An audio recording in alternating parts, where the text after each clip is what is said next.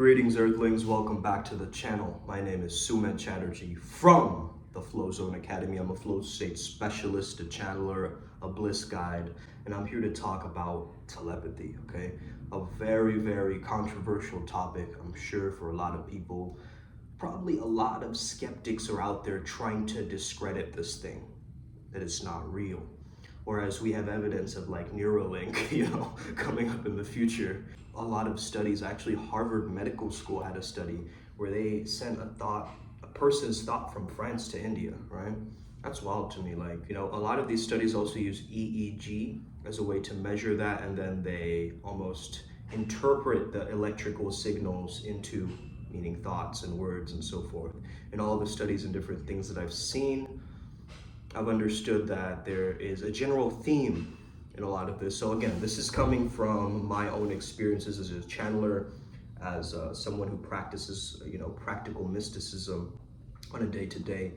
And this is going to be purely my perspective and my opinion and what I've observed in myself and my, students and so forth. Okay, so let's get started. Get a notepad, get some coffee. Let's get down into business. Okay, the first thing is telepathy really this beaming thoughts from one thought into another person's thoughts, right? Is it brain-to-brain communication?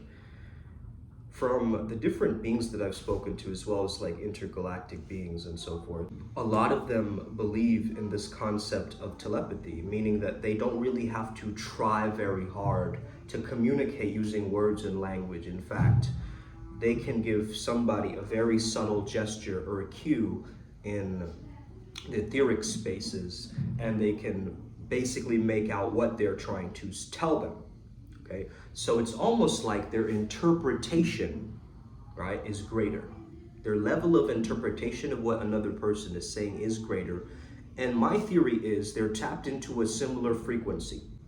You will notice that if you are in a very scattered mind, okay, a lot of things going on at once, you're overthinking too many things at once, you cannot really get into that telepathy or that telepathic mode or telepathic zone, okay? You've heard of mirror neurons, correct? Like if you see somebody doing something, you experience those neurons in your own brain. So your neurons become like a mirror. That's kind of cool, right? The question to ask yourself is, what would thought without language sound like? What would thought without language sound like? What would thought without language feel like? Okay. These are two important questions that your own subconscious mind will reflect and give you answers, because you understand that intuition isn't very straightforward. It isn't very linear. Even as we watch some of these movies like Arrival and so forth, we notice that they have their own communication, their own language, right? And also one of the ideas that they share is that time isn't this linear thing as we think it is, okay? It is actually a construct, a thing that happened. But besides, that timelessness aspect of this thing, which is connected to the flow state, I understand, but let's put that to the side, almost bookmark it, and let's talk about oxytocin, okay? Now we know oxytocin is the love and the trust hormone, correct? I tell a lot of my students to tap into their heart spaces in order to generate enough oxytocin so that they can have the social cues, right? What oxytocin does is it improves your social cues, right? Your trust, your bonding with people. So people just trust you more, right? As you're more in your oxytocin or your, relaxation, you could almost say, because in the flow cycle, oxytocin is related to rest or recovery. So are you giving yourself the ease and the rest so that you can socialize again, okay? That's the way I'm perceiving it and looking at it. So understand that when you have oxytocin, you can read somebody else's social cues, facial expressions, all this stuff way better. Isn't that similar to telepathy? In a certain sense, whereas telepathy is more brain to brain, this is more sense to sense perception, right? It's a perception with the senses. You're looking, you're hearing better, you're hearing clearer perhaps, and so forth. These are all psychic, probably enhancements or senses, or even subtle emotions, subtle bodies of energy and so forth. So oxytocin is released in the rest that you take, okay? In your mind, not scattered, but calm. So the first stage of telepathy is calming the mind down, getting to that 0 point, getting to that space in your internal world where you go, yep, this is it, okay? this is what I know, this is what I'm perceiving, this is what I understand is going to work for me. Have you ever had it that maybe you're in college and you're like smoking weed with someone, right, or whatever? Like you're also smoking, the other person's also smoking, and then you get this kind of, like you guys are on the same page, a same frequency, a similar vibe, you're almost at the vibration of acceptance. So whatever is coming up, you're more accepting of others, and you know, you're just having that anandamide, right, going off in your brain and your neurochemicals. And that anandamide is putting you both into a certain frequency, right, like a stone frequency, where you can communicate and talk about philosophy and ideas, and your verbal acuity spikes up and all of this kind of stuff, right? That is more so telepathy. Okay, telepathy would be using the empathy, using yourself to put yourself in the shoes of somebody else. And to be able to do that, you got to have compassion. You got to first be sympathetic to be empathetic, okay? Sympathy is not stepping into the shoes of a person, it's just, you know, understanding their situation. It's almost like you get a reference of what they've gone through and you feel their feelings and you understand, and you know, you locate that. Empathy, on the other hand, is you feeling their feelings, going into their shoes, really recreating and drawing from their own experiences and then feeling it yourself, right? So that's the difference between sympathy and empathy. What if we were to take these ideas to stretch them on long distances? I mean, in the Vedas and the Vedantic texts, they already talk about telepathy, like it's the norm, right? And so I think that we as a culture have actually programmed or brainwashed ourselves, okay? What is a brain that's been washed of all this information, of all these gifts that you have, to actually be telepathic, okay? I think the hive mind energy is so strong and the skeptical mind is very strong that it doesn't allow us to think in these ways. But what if you convinced yourself and made yourself realize that telepathy was normal and normalized, and I can do it, okay? And I can do it, in fact. So once you get yourself to that belief system, you calm the mind, you visualize the person that you're trying to think about, telepathically communicate with. Now this process has got to be very, very immersive, okay? A lot of YouTube videos, they'll be like, oh, just look at a person's photo and, you know, feel how they feel. Well, yeah, that's kind of basic, but also smell how they smell, taste how they taste, go into their physical experience. Place yourself in their physical body, how they would feel like, and then go up into their brain and then almost understand that they have a crown, right, connecting them to their transpersonal chakras and their subpersonal chakras, right? You understand that they're not just a human being, you know, and you're just going into their experience. This is a very immersive experience, is what I've understood. Is you're looking at a photo, maybe you're looking at a video recording or a voice recording of them. Why don't we stack all of these at once to become telepathically attuned to what we truly prefer? If you want more secrets like this, of course, you can attend one of our free channeling events where I actually channel different entities and beings, okay? And you might be skeptical right now and you might not believe me. Maybe I'm pretending, maybe I'm acting. Hey, maybe I am. Because when I started doing this, this was an experimental process. I completely let go, you know, I shut off my thinking mind, my logical mind, and I let my subconscious, which is a gateway, a portal into the spirit realm, by the way. I think the spirit world is the nature of the mind itself. And this is a very grand, you know, statement to make, but I think it's very, very true. Once we have an understanding that all is mind, which is from the Kybalion, right? One of the primary tenets, one of the most perennial wisdoms that we understand and know. It was like almost a precipice for religion, art, science, math, you know. Thoth created language and words and, you know, so forth. So you want your brain to make the same stereotypical neurons as that other person's on the other side of the world. Again, they could be pretty close to you too. It just means long distances, like telepathic, you know. Of course, you can be around someone and use telepathy in that sense, but more so telepathy has been shown to describe like very long distances, like someone in a different country, a different part of the world. I have done this successfully with a few of my friends too, but that was more so remote viewing. And I could pinpoint like they were in their specific part of their room at one point.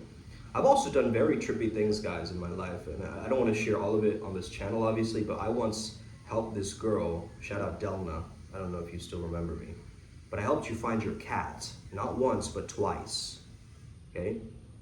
The cat was lost and gone, and I literally used manifestation to get into the cat's energy to bring it back home.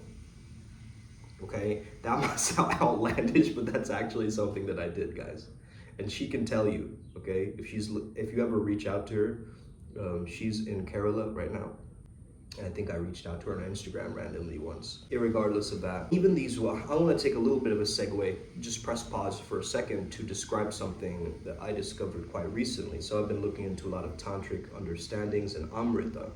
Now, Amrita, the word itself, is the nectar of the gods, the nectar of immortality, right? What they had to churn, the Asuras and the Devas had to churn to create this elixir of life, right? And that's how the Nagas became Nagas, because they tried to, they slit their tongues by trying to, slurp up the immortality nectar in a sense, okay? My people, my peeps, right? My Nagas, shout out my Nagas, Naga please. I think that's where the N word actually comes from, by the way. Amrita, the word itself means not dead. Because the word neck, right? Nectar, neck is death, okay? Necromancy brings someone from the dead, right?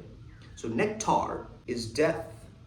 So neck is death, and tar means to cross over. So to cross over to the other side, the afterlife. Basically what it means is immortal, okay? Immortality is a separate video by itself, so I'm not gonna get too much into this topic, but I just wanted to briefly mention that, okay? Because that's something that I came across recently. Back to the understanding of telepathy. You wanna get really good at feeling your subtle emotions and feelings. Is this confusion that I'm feeling, or is it sadness? Or is it a deep layer of sorrow or anger, a repressed anger, which has been brainwashed out of me, okay? What if it was righteous anger, okay? What if it was made for you to do something with that emotion, okay? Have you ever had it that you just got a random download from your head, and it's not really a fully formed sentence, but it's sometimes maybe a symbol or just like a little twitch or feeling, like a throbbing sensation somewhere, or like these little things, these little insights from the other side, okay, if you want to call it that, is going to give you the power to stack on these powers. Now, the more you take away that suspension of disbelief and you actually start living like this stuff is real, the more you will start to see it. It's sort of like that story of like in Africa, like there's certain people who would take this certain vaccine and they couldn't see the UFOs, okay? Like sort of like that, right? Try this right now with me, okay? Try and move your hands and your feet without moving them. Like move them in your mind. Imagine that you're moving them right now. And just observe your brain, because your brain is actually going to react in a very similar way as if you're actually doing it. Okay, it's rehearsing, but it thinks that you're actually doing it, which means your mind can't tell the difference. This is the power of mirror neurons, but also understand that you're gonna get creepy nightmares and stay up all night if you're watching like horror stories and bad thing like graphic imagery and things like that. Gonna make you feel worse, gonna make you feel like a shock factor and so forth. And so it might make you actually change and transform, okay? And some people even use shock as a way to change or, embed in that memory. It's like they almost traumatize themselves to win. Does that make sense? Like, I don't know, but this is going very deep, and this is going into maybe chaos magic and some of these, more darker forms of mysticism, but this is actually what people do, right? Let's say you get yourself over to a level of pain and then you imprint something to that pain. Or you're in this heightened moment of pleasure, like what they do with sex magic, right? Heightened moment of pleasure and orgasm, and in that moment they think of their end goal. Like, I want to go to the Maldives for a holiday or whatever, right? In that moment of ecstasy, okay? Ecstatic connection. And your ecstasy and your prana through your body is connected to that amrita, that golden nectar, right? When you get kundalini experiences, you actually experience that amrita coming in. A lot of people believe the third eye, is that seat of the soul and that space from which you can connect and telepathically connect with other beings and so forth, right? If you were more interested in telepathy and learning more about this, definitely think about joining the Primal Sutra Adepts program, okay? An adept is a master, okay? If you're wondering what that is, that's a spiritual master. We're creating spiritual masters, okay? In their own right, the medicine man or the medicine woman of your own family, the black sheep who got out, the star seed who said, fuck no to all of the politics and bureaucracy and nonsense of the physical world and is deciding to create their own. Okay? They're finally taking a stand for their life. They've lived their lives for everybody else, but never for themselves, right? And they're ready. Now they are ready. They've been initiated by the spiritual world in order to show up differently, okay? With integrity, right? With truth, with purity, with bliss, to show up as a change maker, a trailblazer, as I like to call it. So if you're a trailblazer, if you're a visionary, if you feel like things can be done differently, we need to really start looking at spirituality and stacking it with the understanding that I can be spiritual. I don't need to cut off my balls in order to be spiritual, okay? As a man. And as a woman, I don't have to cut off my ovaries. I don't have to cut off my femininity in order to match this, like, you know, male-dominant spiritual world, okay? I can create my own sisterhood. I can create my own, you know, understanding of. I think when the two male and female polarities, like in a relationship, come together, this is why I want to be with a priestess or like a tantrika or somebody who understands this kind of stuff, right? Because, hey, I have a pretty high standard for the women that I'm with. Sure, I'll hook up and do stuff and here and there, but I do want that long-term like commitment towards this flow state process. So, you know, maybe that's why I'm just like single for a lot of these years and so forth. And again, I can teach them as well. So maybe my future girlfriend is like my student or something like this. But this is what I want to do. I want to teach. I want to expand people's minds and get them to this flow state lifestyle, this understanding, and start to live freely, start to feel liberated, you know? Instead of searching for that nectar from flower to flower, which means like going from guru to someone else's guru, and then from that guru you go to another guru, and then you're trying to achieve this enlightenment. Instead, why don't you commit to being your own guru for once? Why don't you also commit to being your own guru for once? You understand that you have it within you. All of these gurus had it within them as well. But yeah, these are my ideas about telepathic communication. Like, let me try it with you right now. Let me see, okay? So, what am I thinking about right now?